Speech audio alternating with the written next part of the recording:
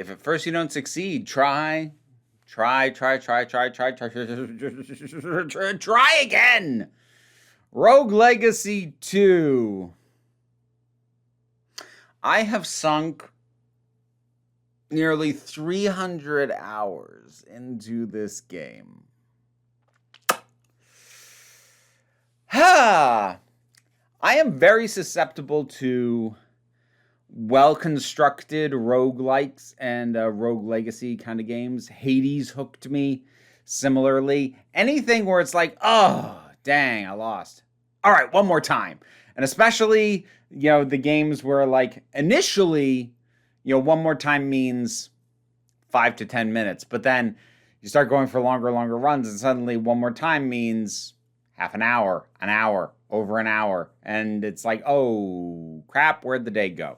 This is one of those. This is an incredibly good one of those.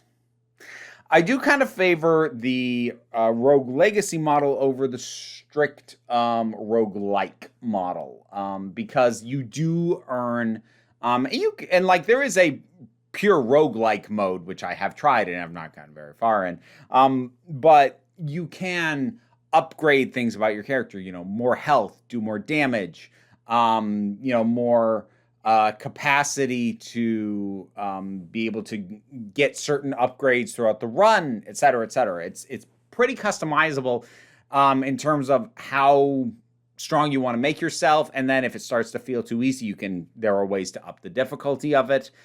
It's just a lot of fun, and I have unlocked the vast majority of what there is to unlock in this, at least in the main game. As I said, the actual roguelike mode kicks my butt.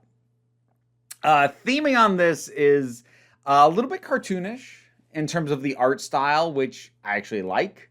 A lot of roguelikes feel like they're also trying to be Souls-likes in some ways, and like they go for the grim and gritty thing. And this has that a little, like especially with some of the bosses are like for that more sort of corrupted figure of legend kind of thing. But overall, there's enough in just the feel and the look and the artistic style that it feels lighthearted. I mean, like, one of the last areas you uncover, there's a giant dragon, and you can pet him.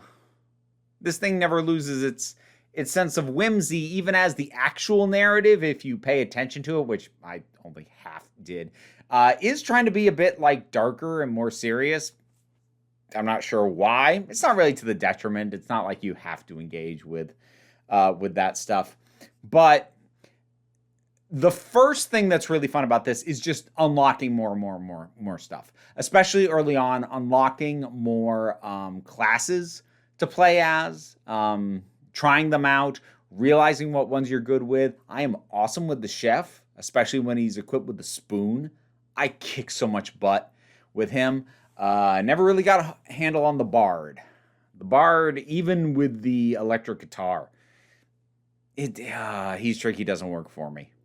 But, realizing what works for you, what works best, and then unlocking those things, more options, more things to try, alternate weapons, and new spells to try out, and all these things. And then even after you've unlocked most stuff that there is to unlock, even as you can upgrade certain things, going out and seeing, ooh, I wonder what various abilities and skills I'll get. Maybe I'll get to inflict poison, or maybe this time I'll get to get the burn feature on enemies, or any number of things. And it's fun to build your character as you go. And there is a certain amount of luck in it. It's all randomly generated, the dungeons and the layouts and the stuff you can get and whatnot. But at the same time, while it is randomly generated, every time you come to something that is upgrade-esque, you have options. Minimum 2 options. Like,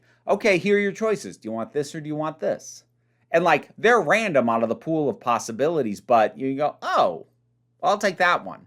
Or you can go, I don't want either of them, and just leave. Just exit that room. You don't need to take them. Don't worry about it. And as you get to go in and continue to play, you just feel yourself getting more refined, or like hoping like maybe I'll get the kind of thing I want more this time, or maybe I'll like just do better, not lose as much health. So when I get to that tree that lets you choose either like heal up and restore your health, or lose a bunch of your health but gain more permanent hit points. So like you take a hit now, but it lengthens your health bar, and like that's a risk reward thing. You have to have enough health to be able to tank the hit in the first place though. So like, ooh, if I play better, this will go better, and then I'll have this. Like there's a lot to encourage you to keep going. It is addicting, and I don't use that word lightly, but I look at how many hours I lost to this game, and it is a lot. This was my go-to I need to unwind, or I need to give my brain a break game for months. And I've certainly had a lot of fun with it. It is one of those games where it's like, do I want to recommend it? I don't know. Would I recommend an addiction to people? Thankfully, it doesn't have predatory monetization, or if it does, I never saw it. So that's a huge thing. It's also done being updated. New things were being added. As I was playing it, they actually added the last 2 alternate weapons to some of the classes. They added like this hand puppet for the Dragoon character. It's so weird. And they added the hammer for the Valkyrie. Anyways, the game's basically fully updated at this point, but all those updates have been free. They haven't been DLC. There's no predatory monetization. So while the game itself is quite addictive, it's not addictive in a way that you're going to realize, oh crap, I've spent $100 on this game. It's addictive in the way that's going to make you go, oh crap, I was supposed to get stuff done and now it's dark. So still approach with a certain amount of caution. Like, this thing really did tap into something in my brain. It is a lot of fun, though. I did enjoy it while I was playing it. I will not deny that, even a little bit. But, you know, approach with caution, I guess. If your brain is anything like mine, I'm learning how much roguelikes actually... Well, roguelikes that don't put me off for one reason or another. Because I even think of some of the ones I went off eventually. Because I did Dead Cells for a little bit. I can't remember if I ever reviewed that or not. I might have. I think I did.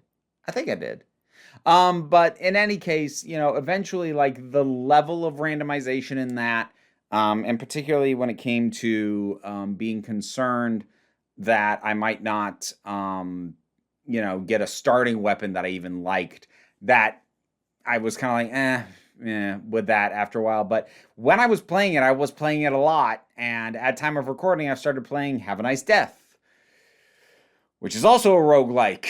And that I'm going to have to be careful with that. I'm realizing how much the just one more go feeling of a roguelike, yeah, that hits me in particular.